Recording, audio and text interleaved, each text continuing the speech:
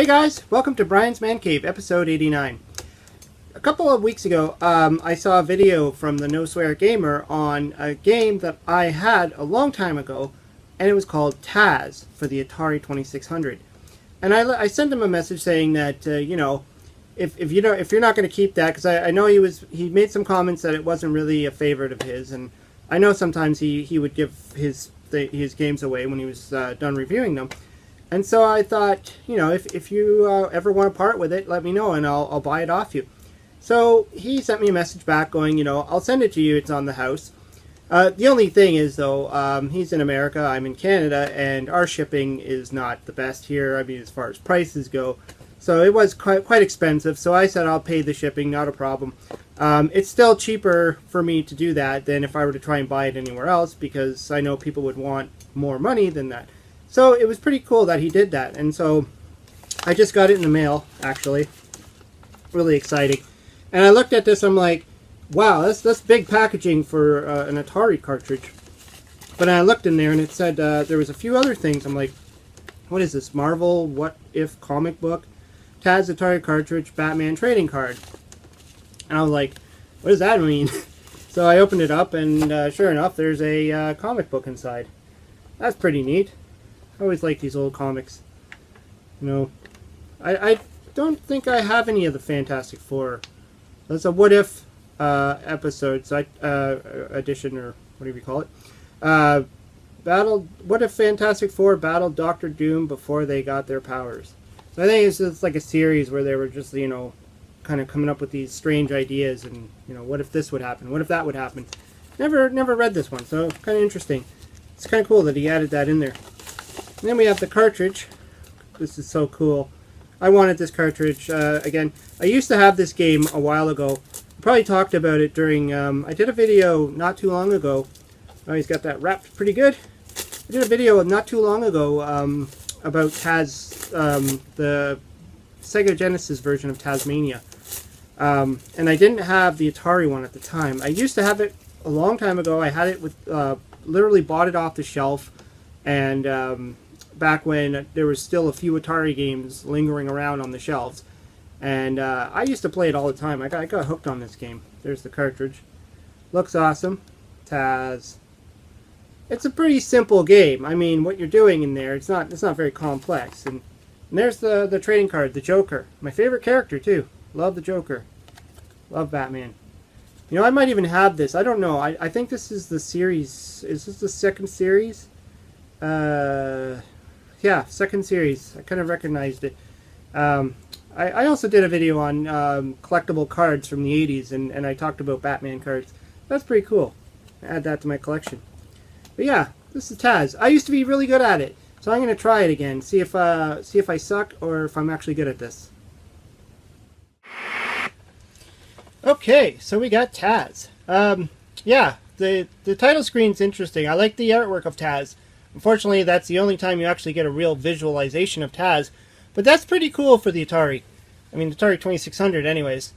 So, let's get started. I've been playing this a little bit on the Atari Flashback Portable, but to be honest, this game requires the Atari joystick, I think. At least when I used to play it, I always felt it was easier to play with the Atari joystick. Using the gamepad on the Flashback, I don't think it's as responsive. It's just, and looking at the little screen too makes it a little difficult because you got to really make sure you're not in the path of these bombs that are going by. I mean, all you're doing is you're that little whirlwind guy. Yeah, it's TAZ. That's all you ever see him in is his whirlwind form, and you're just going around eating food. And you get 50 points apparently. I believe the points change and stuff. The No Swear Gamer actually goes over this game in quite detail, so you'll probably want to check his video too, just to see what he has to say about it. I'm just seeing if I'm still as good as I used to be. Playing it on a real Atari. I used to play this game all the time. Whoa! Just got hit by a bomb. I find for me one of the better strategies is to keep moving. Not to just sit there. So eventually they'll start coming out faster once you hit that hyper wave. So right now I'm eating root beers. Root beer floats or something. Again, the graphics are pretty decent. I mean, you can make out what that is. That's the ice cream cones now.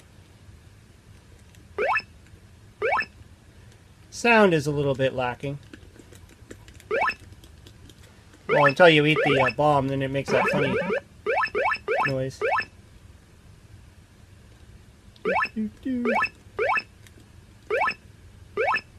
These ones are, I guess, are 200 a point. I think you have to eat 50 of them to move to the next stage, the next flavor. I think after this is maybe popsicles. Go through a whole number of these things, and then when you hit the crazy wave thing, things go really fast, and your eyes literally start going crazy. This is like easy. Ah, yes. Yep. The fudgesicles. Fudgicles. I think a lot of people say the same thing. The fudgesicles look like the dynamite. Like it can trick your eye into thinking that's a piece of dynamite, so then you don't grab it.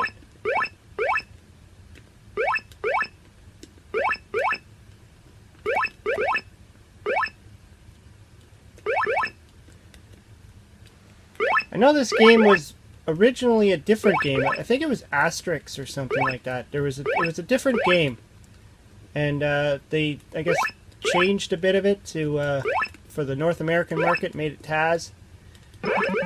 And this came out in the later times when I think like '89, I think it was, or somewhere around there.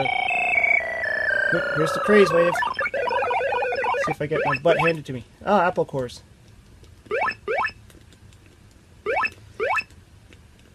The trick to this level is to really slow your, try and slow the board down with your eyes. Don't let it overwhelm you. And just look out for the bombs more than the apple cores.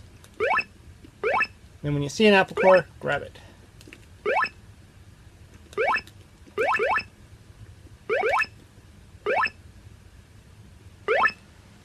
It's kind of like the game Kaboom, only sideways. You know, in a sense, you know, things are flying at you. You gotta, you know, catch things at a rapid speed. I find this to be a little bit easier than Kaboom, though. Kaboom, it's like, once it gets fast, and you're using the paddle controller, things get a little bit crazy. Oops. Hit a bomb. Oh, now I got turnips. Oh. And I guess that's another thing. Try not to go too far to the edges. Try and stay in the middle as best as possible, because you don't know what's going to come out that door. At least when you're in the middle, you have time to get out of the way.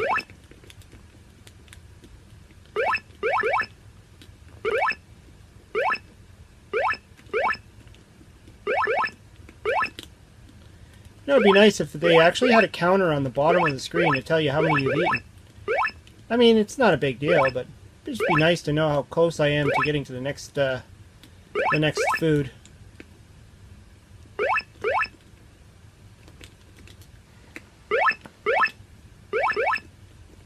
Oh, ouch.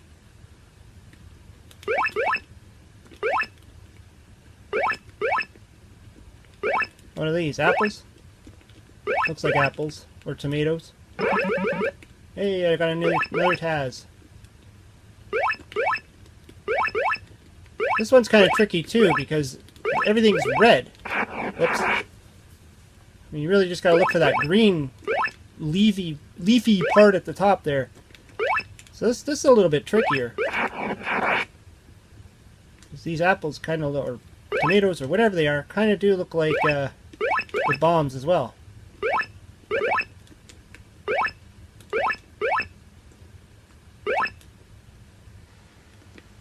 The nice thing about this game too is there's no timer on it. There's no time limit. That was a close one. So you can almost take your time. You don't have to be, you know, rushing it.